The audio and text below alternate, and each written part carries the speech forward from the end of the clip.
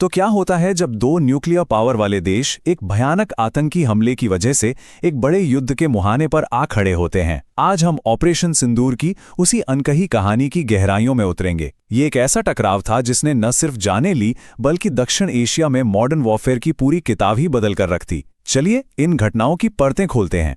ये जो लाइन है ना, ये इस पूरे संघर्ष के दिल में उतरती है।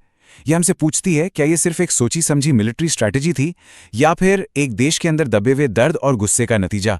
ये सवाल हमें स्ट्रैटेजी और बदले की उस आग के बीच की बहुत पतली सी लाइन पर लाकर खड़ा कर देता है, जिसकी चिंगारी लोगों के दिलों से निकलकर सीधे कमांड सेंटर तक पहुंची थी। कहते हैं ना, हर बड़े तूफान की शुरुआत एक छोटी सी चिंगारी से होती है। इस मामले में वो चिंगारी थी एक बेहद क्रूर आतंकी हमला, जिसने घटनाओं का एक ऐसा सिलसिला शुरू कर दिया जो पूरे इलाके को तबाही के दरवाजे तक ले आया। और तनाव बढ़ने की जो रफ्तार थी वो हैरान कर देने वाली थी। 22 अप्रैल के पहले हमले से लेकर 7 मई को भारत के मिलिट्री कार्रवाई तक सिर्फ 2 हफ्ते लगे, सिर्फ 15 दिन। 15 दिनों में ही पूरा इलाका एक तरह से बारूद के ढेर पर आ बैठा था। 26 ये स्क्रीन पर सिर्फ एक नंबर नहीं है, ये 26 जीते जागते इंसान थे जिन्होंने उस दिन अपनी जान गंवाई।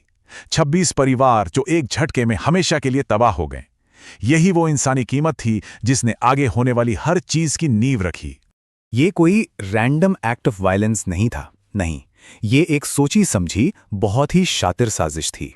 हमलावरों ने अपने शिकार उनके धर्म के आधार पर चुने ताकि समाज में नफरत की ऐसी आग भड़काई जा सके जो पूरे देश को अपनी चपेट में ले ले।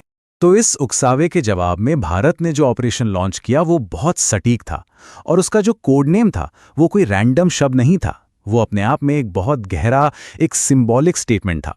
ऑपरेशन सिंदूर। अब जैसा कि हम जानते हैं, सिंदूर भारतीय संस्कृति का एक बहुत अहम हिस्सा है। हिंदू महिलाओं के लिए सुहाग की, उनके विवाह की एक पवित्र निशानी है। तो सवाल यही उठता है कि एक मिलिट्री ऑपरेशन के लिए इतना पर्सनल, इतना पवित्र नाम क्यों चुना गया? और इसका जवाब उतना ही चौंकाने वाला है जितना कि दिल को छू लेने वाला। इस नाम ने मिलिट्री एक्शन को सीधे सीधे पीड़ितों के दर्द से जोड़ दिया। मतलब ये सिर्फ एक मिलिट्री ऑपरेशन नहीं था, ये उन औरतों को एक श्रद्धांजलि थी जिन्हें उस दिन अचानक विधवा बना दिया गया था। एक ऐसा प्रतीक जिसने बदले और न्याय को एक शब्द में बांध दिया। 7 मई की सुबह भारत ने अपना जवाब दिया, और जो पहला हमला था वो सिर्फ 25 मिनट चला। सिर्फ 25 मिनट। ये स्पीड, ये प्रिसिजन एक सीधा सीधा मैसेज था। हम जब चाहें, जहां चाहें और जितने घातक असर के साथ चाहें हमला कर सकते हैं। ये कोई एक तरफा हमला नहीं था, बल्कि एक कोऑर्डिनेटेड स्ट्राइक थी। पाकिस्तान और पाक अधिकृत कश्मीर में एक साथ 9 ठिकानों पर हमला किया गया, और इनमें सिर्फ ट्रेनिंग कैंप्स नहीं थे, बल्कि जैश-ए-मोहम्मद और लश्कर-ए-तैयबा जैसे आतंकी संगठनों के नर्व सेंटर, उनके हेडक्वार्टर्स भी शामिल थे। मतलब आतंकवाद की जड़ पर, उसके दिल पर सीधी चोट की गई थी। और जो टेक्नोलॉजी इस्तेमाल हुई वो एक गेम चेंजर थी। राफेल जेट्स, स्कल क्रूज मिसाइलें, हैमर बॉम्ब्स, और सबसे बड़ी बात, ये सब कुछ भारत के एयर स्पेस के अंदर से किया गया, जबकि टारगेट्स पाकिस्तान में काफी अंदर थे। ये सिर्फ टेक्नोलॉजी का कमाल नहीं था, ये एक स्ट्रैटेजिक मास्टर स्ट्रोक था जिसने और ज्यादा तनाव बढ़ने के खतरे को भी कम कर दिया।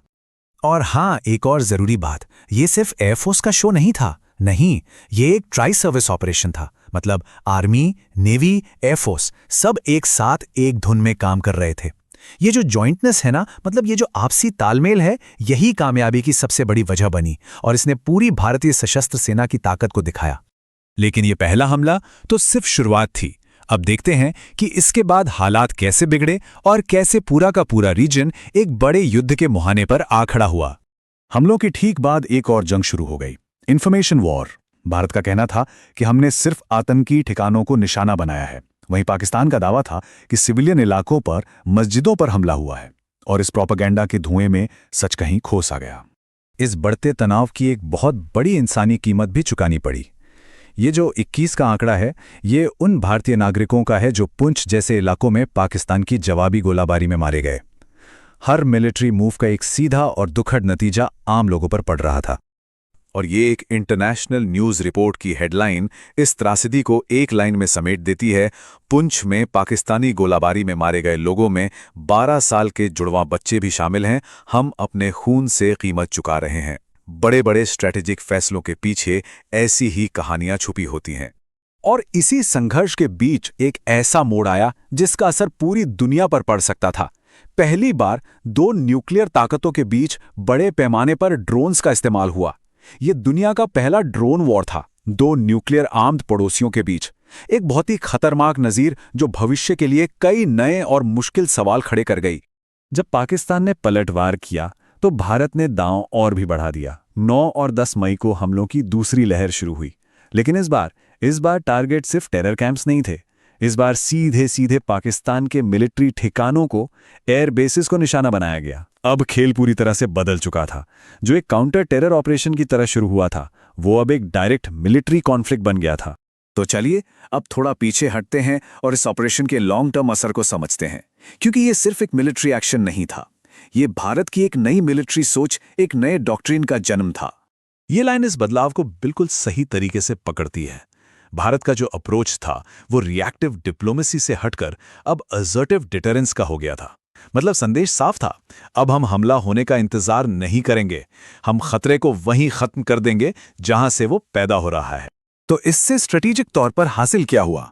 सबसे पहले तो एक नई रेड लाइन खींच दी गई जिसने दिखा दिया कि भारत पर हमलों के नतीजे दुश्मन के इलाके के अंदर तक जाएंगे। दूसरा, इस ऑपरेशन ने पाकिस्तान की एयर डिफेंस की कमजोरियों को दुनिया के सामने लाकर रख दिया। तीसरा, इसने भारत की तीनों सेनाओं की जॉइंट ताकत का जबरदस्त प्रदर्शन किया। और शायद सबसे जरूरी बात, इसने दुनिया के सामने कहानी ही बदल दी कि यह कश्मीर का मुद्दा नहीं बल्कि आतंकवाद के खिलाफ एक लड़ाई है। तो कुल मिलाके जो आखिरी मैसेज दुनिया को गया वो एकदम साफ था।